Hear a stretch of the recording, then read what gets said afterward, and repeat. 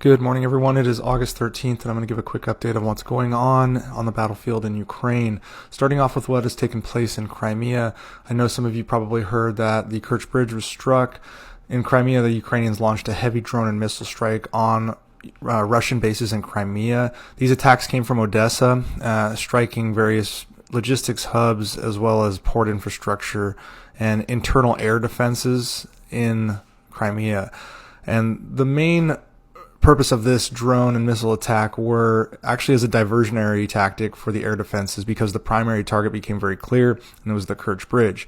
The Ukrainians used modified S-200 missiles that were shot from their controlled territory near Zaporizhia to target the Kerch Bridge.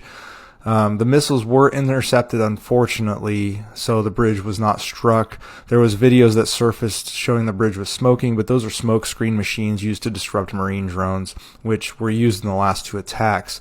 Interestingly, the Russians that filmed the event, showing the missile launch points as well as the intercept points, also filmed the locations of Russian air and missile defense positions. Russian authorities in Crimea have since put out a new policy saying that they will arrest anyone filming assets, whether on purpose or by accident, which is very interesting because there was many videos, not just showing the intercept of the missiles, but where the launch points were, and they were easily geolocated. The Kerch Bridge then came under attack a few hours later with no success again, but it did cease all traffic on the bridge, and then it came under attack this morning. The bridge is now being attacked continuously. It's a continuous target, and it's going to disrupt Russian logistics as they have to close the bridge every time an incident like this happens, as well as it causes traffic backups, which again cause problems for Russian logistics. So switching to a different map view, just because it makes it easier to see, we're going to be focusing now on the Kazachi Lahiri region, which is right in here. And this is where some interesting video has come up pertaining to Russian intelligence falling into Ukrainian hands.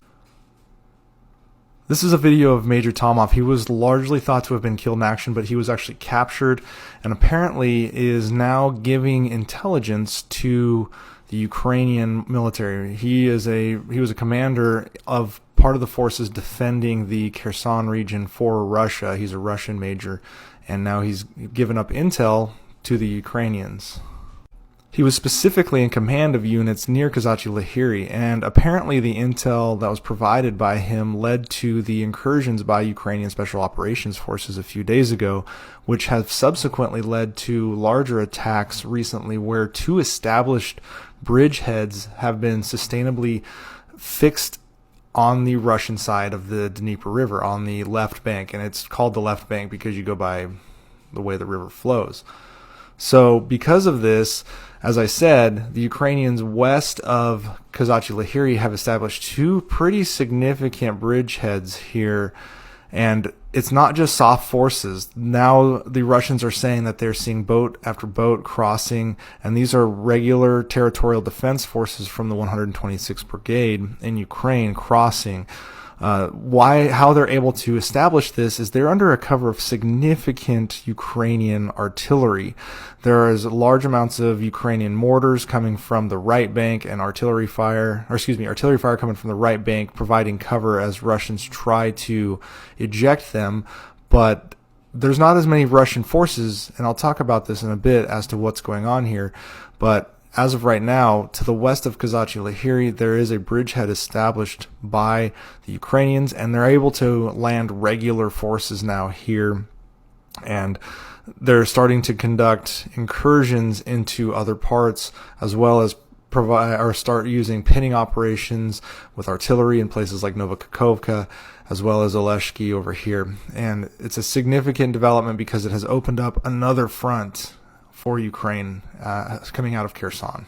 Now let's move on and go to the east, looking at the Robotyne front here. Not a lot to report, just that the European Space Agency Sentinel-2 satellite has picked up heavy fighting past the town of Robotyne, which is obviously right here. Currently, mapping systems and open source intelligence show that it is in Russian control. However, there has been satellite imagery of Ukrainian forces fighting as far deep into Russian territory as this. So conceivably, we could see this be in Ukrainian hands as of right now. They may not have actually secured the village, but at the very least, they have the upper hand right now, as there's been geolocated footage of Ukrainians fighting well past this major town that would be a huge grab for Ukraine. Now, moving further along the battlefield here, we move over towards what is probably the biggest gains that Ukraine has had, and this is that Russians have officially said they had to cede the town of Uruzane, which is right here. You can see it. The Russians have had to leave the region. In fact, there's been geolocated footage of Russians fleeing the village along this road, being hit by Ukrainian cluster munitions and being absolutely obliterated. The reason for this sudden change is, if you remember, this line was just right here, and it actually somewhat came up like this. The reason for these successes for the Ukrainians is the Ukrainians have recently pushed and reinforced the army units in this region with Ukrainian Marines. This has allowed the Ukrainians to break through the Russian first line of defense and now are behind that line of defense. Now, there are multiple lines of defense. However, it is assumed that the first line of defense was always the heaviest because they didn't want to give up as much ground in the initial stages. The Russians are actually trying to do something that is quite stupid on the battlefield, but it's out of necessity. They have no other means of doing reinforcement operations along multiple lines of this battlefield. And you can kind of see what Ukraine is doing here. Russia is having to rapidly laterally redeploy forces back and forth between different points of attack from the Ukrainians, and they're not able to necessarily reinforce quick enough along all of the axes that Ukraine is opening up. It's a huge front line, and this is allowing Ukraine to dictate the terms of where battles take place. It's the nature of the offensive, but in such a manner that Russia is now struggling as the defender to continuously reinforce.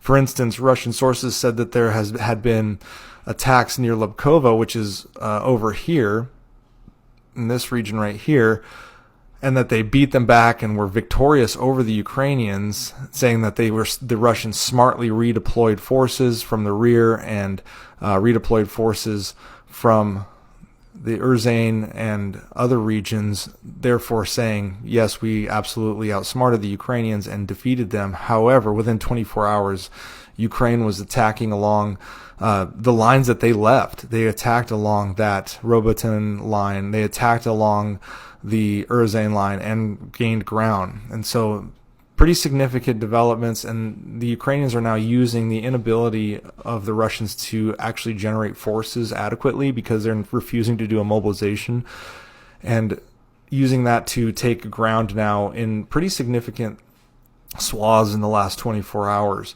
And then finally, I just want to point out that I know some of you are probably asking about what's going on up in the Bakhmut region. The Russians are still continuing to push attacks up along this route here, but they have largely been stopped. Back and forth in Bakhmut, not a whole lot of ground gain in Bakhmut and the Severodonetsk region up here along these lines, the Bakhmut being right here. But that's kind of what's going on the battlefield right now. Last 48 hours, 72 hours, we've seen some pretty good gains by the Ukrainians with some smart tactics on deploying forces in order to gain ground where they can.